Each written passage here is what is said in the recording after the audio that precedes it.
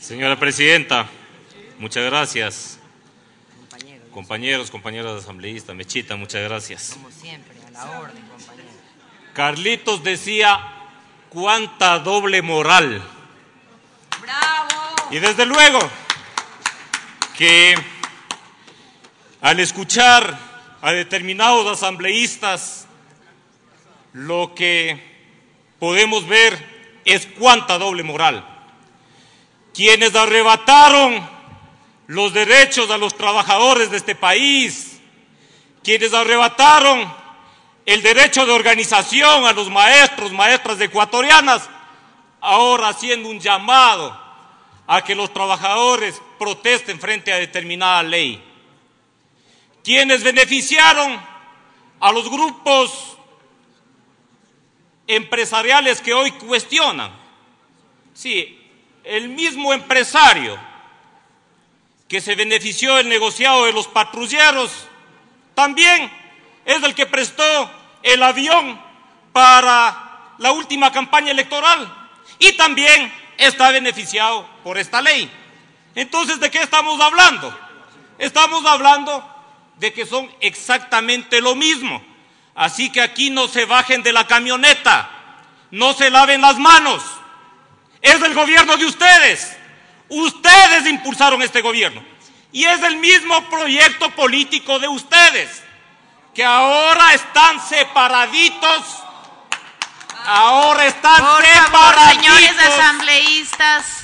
Sí, y les digo con letras mayúsculas, están separaditos porque su coideario, hoy presidente de la República, no les guardó las espaldas en tanta sinvergüencería y corrupción que impulsaron durante los 10 años. Eso es todo lo que les separa. De ahí en lo demás, están juntitos de la mano, satisfechos.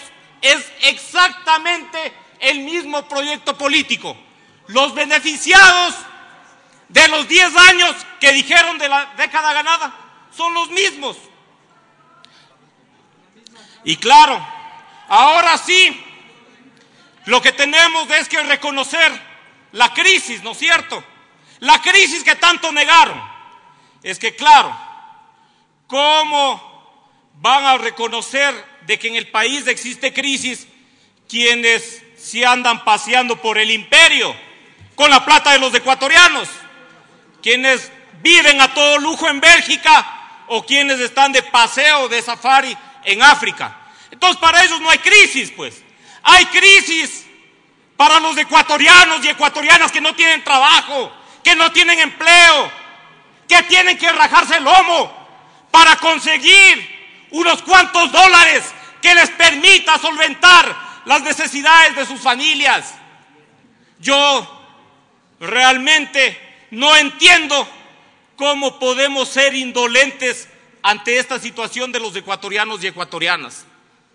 Claro, y tenemos una crisis, pero yo creo que ahí sí es importante saber definir las cosas, pues.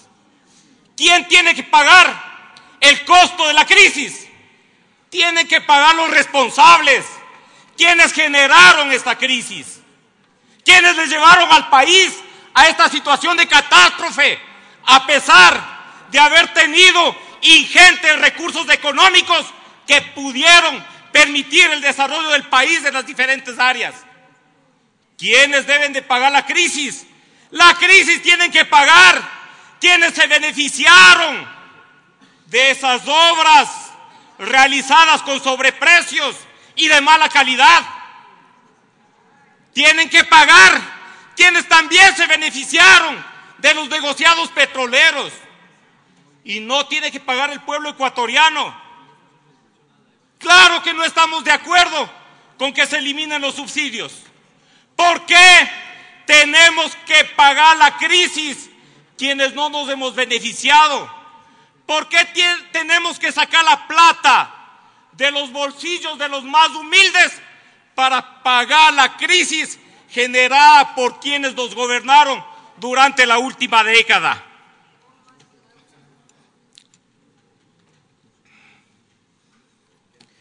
Se ha dicho aquí de que esta ley beneficia a un gran sector o a la mayoría del pueblo ecuatoriano. Sí, evidentemente, hay algunos beneficios para los pequeños, los medianos productores.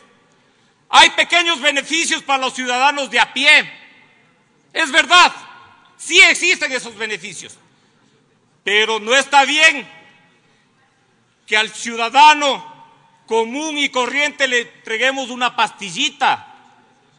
Mientras tanto, otros se llevan la farmacia completa. No está bien que sí, que algunos son beneficiados porque evidentemente, fruto de la crisis, están atravesando una situación complicada, frente, en algunos casos, a desastres naturales, frente a situaciones de enfermedades catastróficas o del fallecimiento de algún familiar. Pero la pregunta es, los grupos que ustedes han señalado, esos 50 grupos económicos que están siendo beneficiados por esta ley, ¿ellos habrán sufrido alguna catástrofe? Si revisamos las ganancias de ellos en los últimos años, nos damos cuenta de que para ellos no ha existido crisis, pues. Nos damos cuenta de que ellos han sido beneficiados de las políticas del gobierno.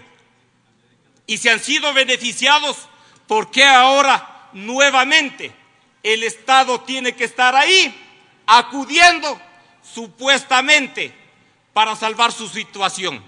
Su situación que no es para nada mala. Los empresarios, los exportadores, los importadores, los banqueros están viviendo su mejor momento, han tenido ganancias. ¿Y por qué ellos no deben de ser quienes paguen el costo de la crisis? ¿Por qué tiene que ser el pueblo ecuatoriano? ¿Por qué se le tiene, como siempre y una vez más, ahora ponerle sobre los hombros del pueblo ecuatoriano la carga, el peso de la crisis?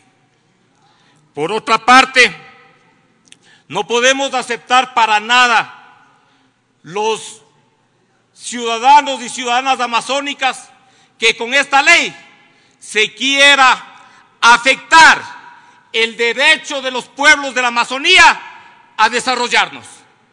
Luego de que tenemos una ley fruto de la exigencia, de la lucha de los ciudadanos amazónicos, fruto también de la consecuencia de esta Asamblea Nacional con la Amazonía, que a través de esta ley, que se dice que es una ley de fomento productivo, se quiera afectar los derechos de los pobladores de la Amazonía, que históricamente hemos sido relegados. En ese sentido, yo sí aspiro que esta Asamblea Nacional le volvamos a decir a la Amazonía: estamos con sus derechos, estamos junto a ustedes en la perspectiva de que tengan recursos para desarrollarse. No los que nos merecemos, no los recursos que la Amazonía necesita para alcanzar un pleno desarrollo, especialmente en las comunidades más apartadas, pero sí en algo que se satisfaga esas necesidades que tienen nuestros pueblos. Una ley de fomento productivo, sin duda alguna, debería de significar la posibilidad de generar fuentes de empleo. Y al respecto de eso yo sí quiero manifestar de que debemos de pedir una explicación a los funcionarios del INEC y al Ministerio del Trabajo al respecto de los datos estadísticos que se han venido dando al respecto de la situación del empleo en nuestro país. Porque no está bien que unos funcionarios nos den una información y otros funcionarios nos den otra información. No está bien que manejemos las estadísticas para maquillar la situación. Es necesario que conozcamos cuál es la real situación del empleo en el país para poder tomar medidas. Una ley de fomento productivo debería de significar la posibilidad de que el gobierno cumpla con aquella oferta de los 250,000 empleos que se ofreció en campaña electoral.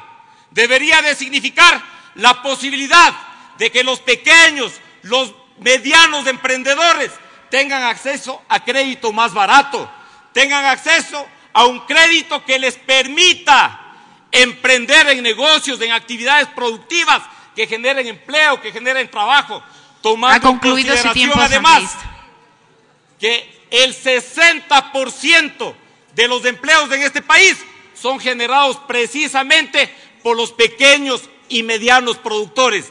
Y es hacia allí a donde debería ir la intervención del Estado, la acción del Estado, en la perspectiva fundamentalmente de generar empleo, de generar trabajo, de generar producción, de generar riqueza, de generar mejores condiciones de vida para los ecuatorianos y ecuatorianas. Gracias, presidenta. Gracias. Tiene la palabra la asambleísta.